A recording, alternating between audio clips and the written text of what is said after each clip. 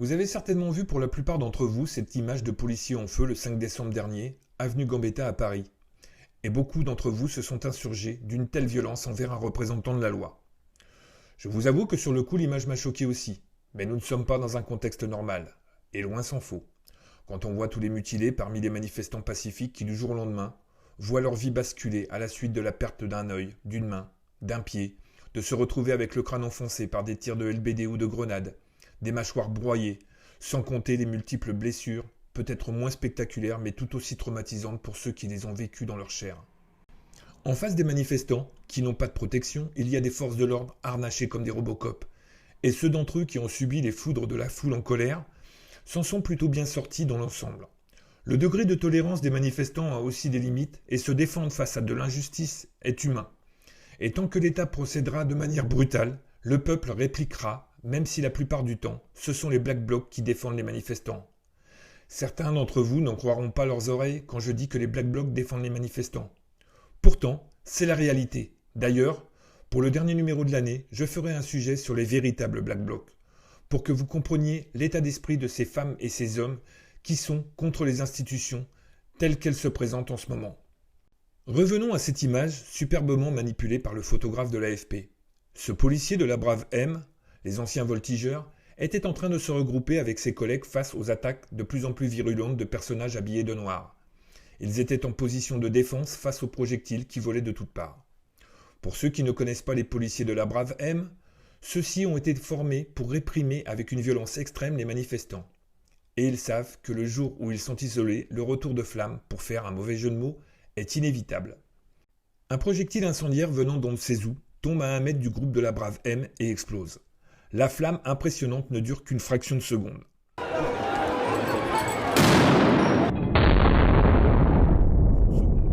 Pourtant, un journaliste de l'AFP réussit à immortaliser la scène et l'envoie à sa rédaction qui ne tarde pas à diffuser sur les réseaux que des journalistes ont constaté des incidents, en diffusant 3 photos judicieusement choisies pour illustrer leur annonce.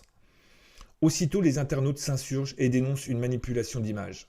Darmanin, de son côté, écrit un tweet, je cite « La tentative funeste de relativiser les attaques contre les policiers, avec ses débats suite à la publication de la photo de l'AFP, révèle une insupportable inversion des valeurs. » À travers ce tweet, le ministre de l'Intérieur soutient ces hommes, déjà remontés contre le chef de l'État suite à ses déclarations ambiguës lors de son interview aux médias bruts. En regardant cette photo, il faut se poser les bonnes questions, puisqu'il est évident que cette image est tirée d'une vidéo au moment où la flamme est la plus importante. L'AFP se sert de cette image pour manipuler l'opinion afin de discréditer les manifestants. L'agence France Presse est une agence de presse mondiale et généraliste d'origine française qui est chargée de collecter, de vérifier, de recouper, pour enfin diffuser une information fiable. Elle fut en son temps considérée comme la Bible du journalisme. Mais dans les années 80, des agences américaines comme Reuters lui ont fait de l'ombre. Et aujourd'hui, à l'heure de l'info en continu et d'Internet, l'info doit aller vite au détriment de la vérité. Son indépendance est cependant un mythe puisque cette agence est financée à 50% par l'État. À la tête de l'AFP, il y a un homme appelé Fabrice Friès, énarque et ami d'un certain Emmanuel Macron qui l'a installé sur le trône de l'info pour user et abuser sans modération du savoir et de la vérité absolue. À travers les images de la semaine dernière, il n'y a plus aucun doute sur la légitimité de cette agence qui est aux ordres au même titre que les médias mainstream.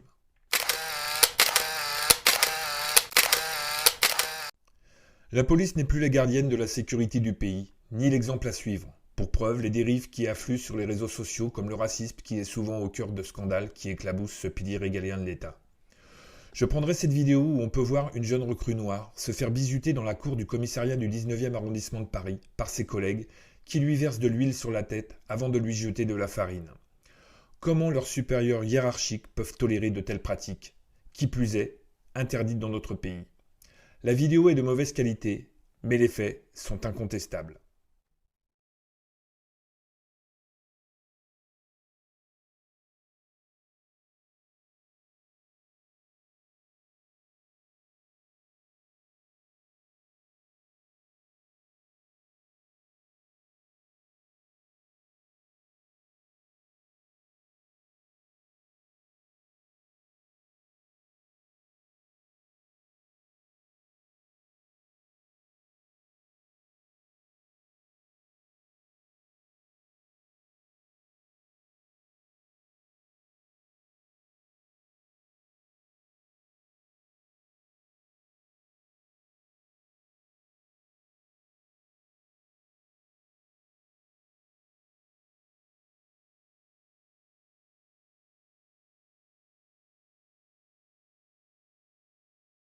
Il y a aussi cette femme, CRS, qui pointe son lance-grenade Cougar, le même qui a tué Zineb Redouane le 1er décembre 2018, sur la personne qui prend la photo.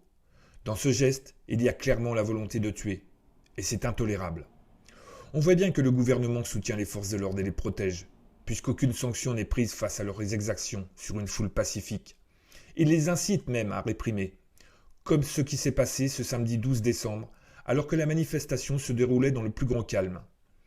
La police a opéré une répression avec des interpellations de masse, une répression visant à encadrer et contrôler la manifestation, mais surtout à intimider.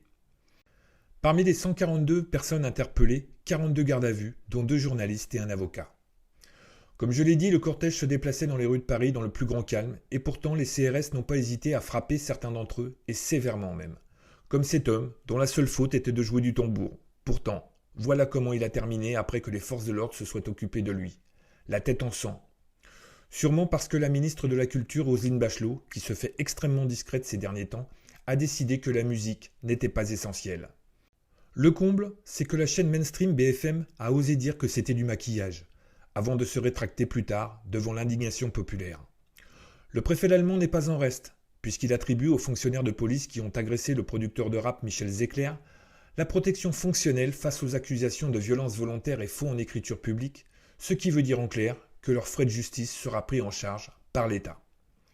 Enfin, une association regroupant 5000 adhérents, nommée Hors Service, a appelé au lendemain de la manifestation contre la loi de sécurité globale de faire usage de leurs armes à feu contre les casseurs qui sévissent dans les manifestations.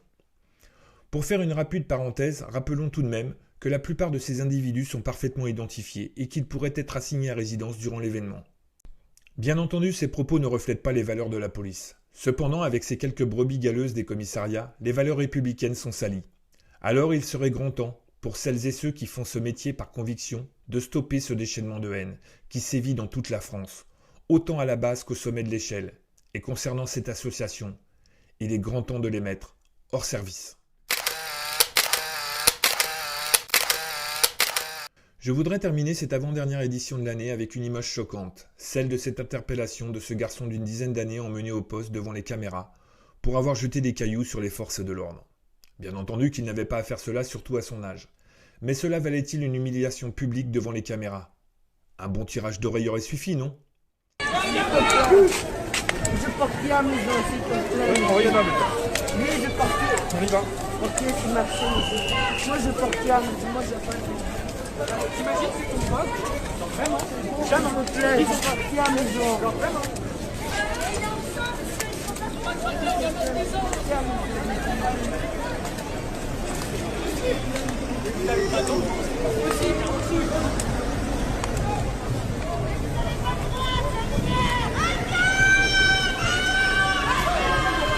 Cette 12e édition se termine. Je vous donne rendez-vous pour la dernière édition de l'année, la semaine prochaine. Et pour ceux qui ne l'auraient pas encore fait, n'hésitez pas à vous abonner à la chaîne et de cliquer sur la cloche pour être informé d'une nouvelle mise en ligne. Je vous souhaite une très bonne semaine et prenez soin de vous.